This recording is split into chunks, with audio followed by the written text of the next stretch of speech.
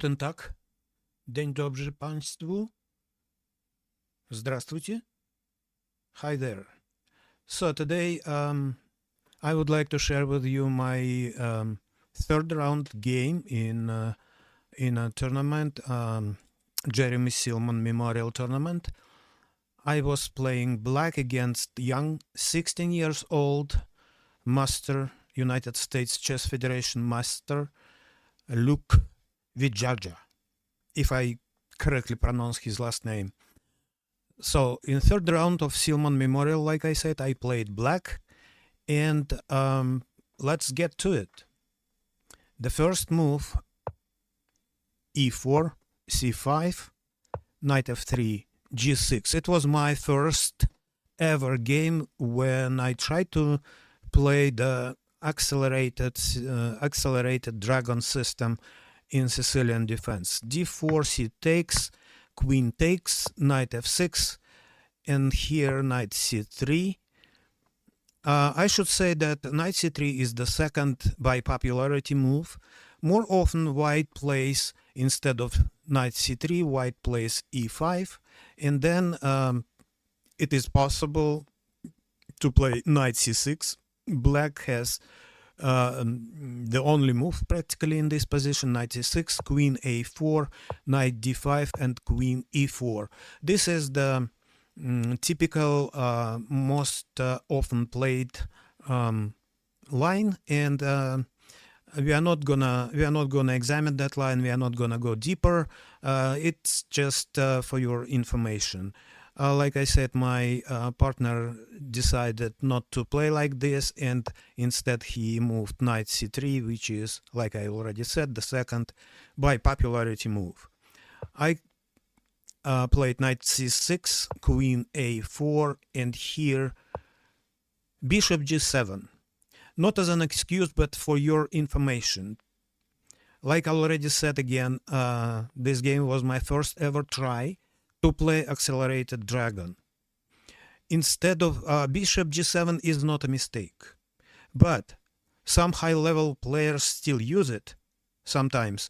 But more reliable to my mind is, instead of bishop g7, to play d7, d6, and then if e5, then d takes, knight takes, and bishop d7. And black is relatively okay here, despite white has some space advantage and more easy development. But let's get back to the game. I played knight g7 and then e5, and here I cannot take on e5, obviously, compared to the line when the black pawn would stay on d6. Therefore, I have to retreat my knight on g8 square, and then white goes bishop f4, and here queen b7. Honestly speaking, I was very naive and didn't calculate deep enough, and I thought that queen b6 will make some problems for white to castle the queen side, because the pawn on f2 is hanging in this case, and I would capture it, and probably it will create some, some dilemma for white, either to stay and without queenside capture, queenside castle for some time, or do something. I don't know how, somehow to decide what to do with these two pawns on b2 and f2. But my partner, he's a master, and he's very strong. Despite he's only 16, he earned his master title in 2024, this year, and he's playing very, very strong. He played long castle, queenside castle, and here, once he did it, I noticed that queen takes f2 will be a mistake because of knight c3 to d5, and then with a threat to play knight d5 to c7 check. And how should I react on this? Because after knight d5, I will have to play queen d8 in order to protect c7 square. But well, anyway, it's not but if I capture by queen the pawn on f2, I will have no option to play queen c7 queen d8. So and I decided, well, I had no choice. I decided to play knight h6, a suspicious move, but it's unfortunately it's already difficult to suggest anything good for black. White's position is much better, but I think relatively better could be to play queen a5 here, but after queen takes, knight d5, again with the same idea of knight c7 check. It's not it's not the end of the world, but it's White's advantage is obvious here.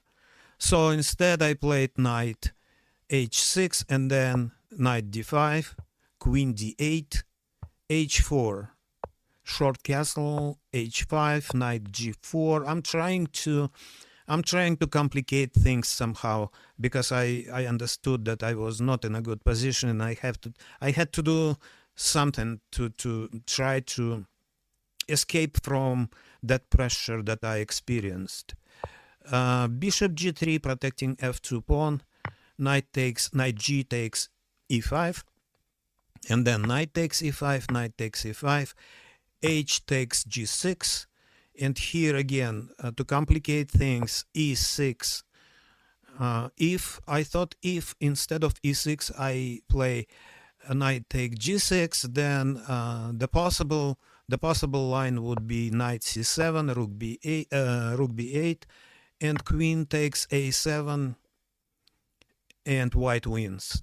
This is not mandatory sequence of moves, but still it shows how bad is black's position. So that's why I decided to play e6 instead, and then g takes f7, rook takes f7, queen, bishop h4, queen under attack. Now bishop h6 check. I don't know, it was already I already was not in a good move, obviously, because I understood that I'm losing the game. f4, queen, f8, bishop e7, bishop takes f4. Like I said, feeling like I was losing the game was forcing me basically to try to complicate things as much as possible, but unfortunately nothing helped. King b1, simple move, nothing special. Queen g7, knight takes f4, queen g4, taking into account that knight cannot go anywhere because a4 queen is hanging, but it's not necessary to move the knight. So bishop d3, knight takes d3, rook takes d3, queen takes f4, queen takes f4, rook takes f4, and here rook g3 check, king h8, b3 with the threat bishop a3, bishop b2 checkmate. I played rook f5, which was a last mistake, and after rook h6 I resigned the game because of unavoidable coming checkmate. This was my game in a third round. Unfortunately, I lost it.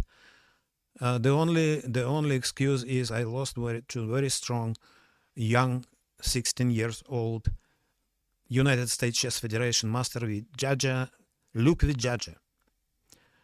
Thank you for watching, and I hope you enjoyed the game. It was my first try to play Accelerated Dragon. Next time, if I choose to play this line, I will probably play better than this time, hopefully, and I will publish another games with that variation, with that line, and some other games also. So let me stop at this moment right now. I wish you good luck in chess. Play chess, enjoy it. Please put some likes on this video, which will help to promote it on YouTube channel and subscribe. Put some comments, questions, or whatever. I always glad. I'm always happy to see if you're actively interacting. I'll try to answer all the questions if you ask anything, and keep in touch. Till next videos. Bye bye.